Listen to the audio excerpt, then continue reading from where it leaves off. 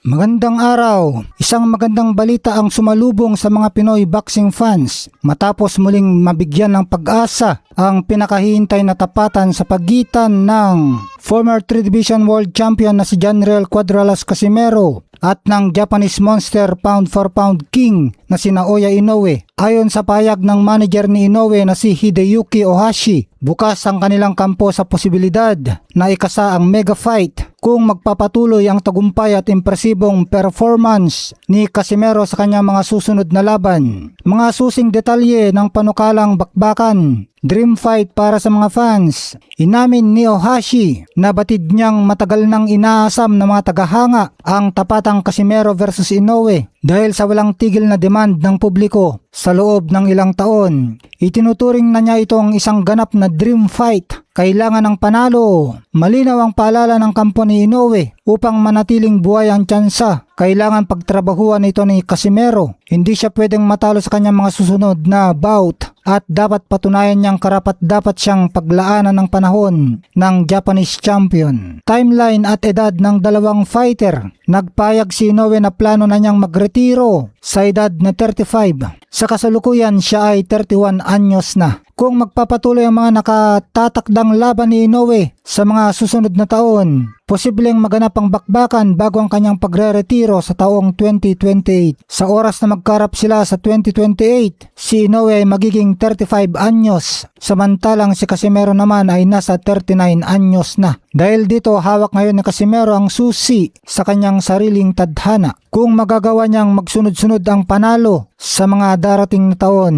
posibleng sa angas ng pinaspa ang maging huling hantungan at huling karibal ni Inoue bago ito tuluyang magbitiw sa mundo ng professional na boxing. Samantala, Manny Pacquiao tinawag na number 1 boxer ng huling 20 taon ni Teofimo Lopez Jr. Muling naging mainit na paksa sa mundo ng palakasan ang legasiya ng ating pambansang kamao na si Manny Pacquiao. Ito ay matapos siyayag ng 2 Division Champion na si Teofimo Lopez Jr. na para sa kanya si Pacquiao ang nararapat na maging number 1 best fighter sa nakalipas na 2 dekada, last 20 years sa larangan ng boxing. Sa payag ni Lopez, mas pabor siyang ilagay sa tuktok si Pacman kumpara sa ibang mga tanyag na pangalan tulad ni Floyd Mayweather Jr. at Terence Crawford. Bakit mas matimbang ang resume ni Pacman? Habang maraming boxing fans at experts ang nagbabase sa undefeated record upang makakuha ng mataas na ranking, malinaw na mas may timbang ang makasaysayang resume ni Pacquiao kung susuriin ang mga nagawa nito sa loob ng ring. 8 Division World Champion, ang nag-iisang boxer sa kasaysayan na nanalo ng world title sa 8 magkakaibang weight classes. 5 Division Lineal Champion, isang patunay ng kanyang dominance sa iba't ibang kategorya. 4-decade champion, nagawang maging kampiyon mula noong bago pa siya mag 20 anyos hanggang sa edad na lampas 40. Hari ng 147 pounds division. Dominasyon sa welterweight division kung saan nakatapat at natalo niya ang pinakamalalakas na fighter ng kanyang henerasyon. Bagamat may kanya-kanyang paborito at pananaw ang bawat tagahanga ng boxing, mahirap pasubalian ang mga natatanging record na ito. Kung ang lalim at kalidad ng resume ang pagbabasehan,